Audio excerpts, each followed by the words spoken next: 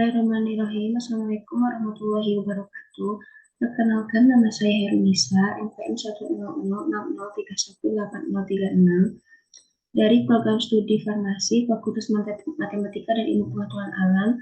Di sini saya akan mempresentasikan mengenai tugas akhir saya yang berjudul tugas studi literatur tanaman yang memiliki potensi terhadap penyembuhan luka. Mana data di belakang di sini yaitu luka merupakan suatu keadaan yang ditandai dengan terjadinya kerusakan pada jaringan tubuh. Kerusakan jaringan tubuh dapat melibatkan jaringan ikat, otot, kulit syaraf, dan robeknya pembuluh darah yang akan mengganggu hemostasis tubuh.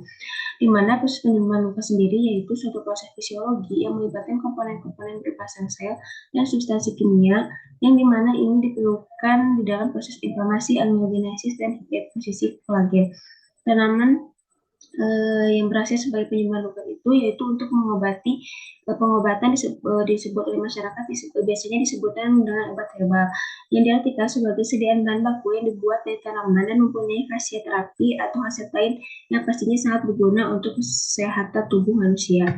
Nah, di mana rumusan masalah dari penelitian ini yaitu tanaman apa saja yang memiliki potensi terhadap penyembuhan luka, seperti apa mekanisme aksi proses penyembuhan luka dari tanaman tersebut, dan senyawa spesifik apa saja yang diduga berperan dalam proses penyembuhan luka. Adapun tujuan penelitian ini yaitu untuk mengkaji potensi berbagai jenis tanaman yang dapat mempercepat penyembuhan luka, serta mengkaji mekanisme kerja senyawa metabol sekunder dan tanaman yang berperan dalam proses penyembuhan luka.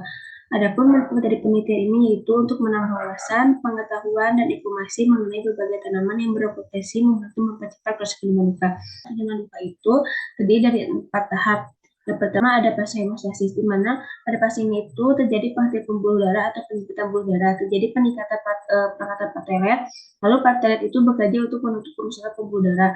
Platelet yang dibentuk berfungsi untuk merekatkan kolagen dan mensekresi faktor yang merangsang pembukuan darah. Kedua ada fase inflamasi, di mana pada fase ini dimulai dengan munculnya neutropis pada lokasi luka untuk membersihkan daerah luka dari kotoran dan bakteri sehingga terdapat lingkungan yang baik untuk penyembuhan luka.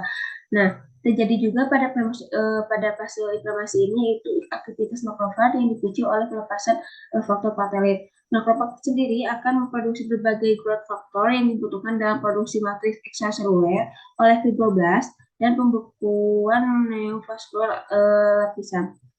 Ketiga ada fase proliferasi. Pada fase ini itu ditandai dengan terjadinya migrasi fibroblast dan deposisi matriks ekstraseluler yang baru disintesis. Lalu akan membuat terjadinya penggantian jaringan. Pada proses ini juga akan berhenti apabila lapisan sel basal akan saling menyentuh dan menutup.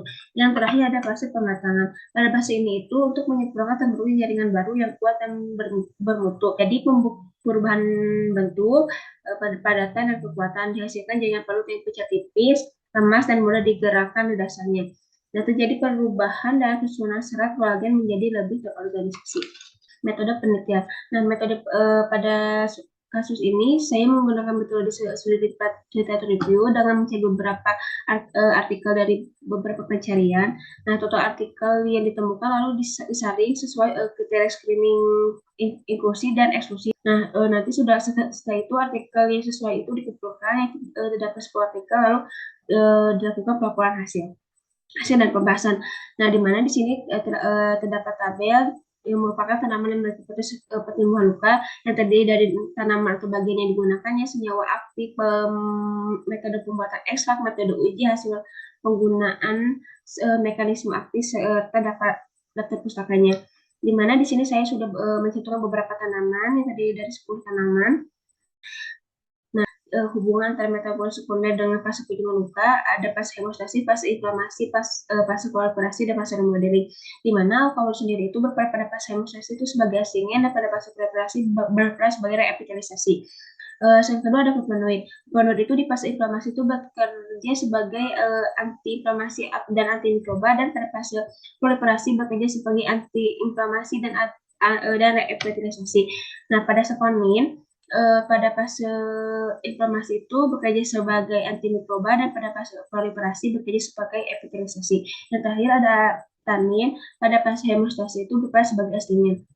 Kesimpulan dan berdasarkan hasil dari kajian di atas dapat disebutkan bahwa tanaman yang memiliki potensi terhadap penyembuhan luka yaitu ada aloe vera, akar ixora, batang pepaya, daun ficus deltoidea, daun mimba, kulit kayu jawa, daun sembukan, daun betadin, daun pucuk kuda, daun getah pohon pisang memiliki mekanisme kandungan senyawa metabolis sekunder yang dapat dalam proses penyembuhan luka berdasarkan pada potensi antiseptik, astringin, antiinflamasi, antioksidan, dan antibakteri. Senyawa spesifik yang berperan pada proses penyembuhan luka itu ada alkaloid, flavonoid, saponin, dan tanin. Sarannya yaitu untuk diperlukan penelitian lebih lanjut mengenai jenis senyawa spesifik apa saja yang ada di dalam tanaman yang dapat memberikan efek penyembuhan pada luka. Terus saya ini merupakan beberapa daftar pustaka yang saya gunakan. Terima kasih. Wassalamualaikum warahmatullahi wabarakatuh.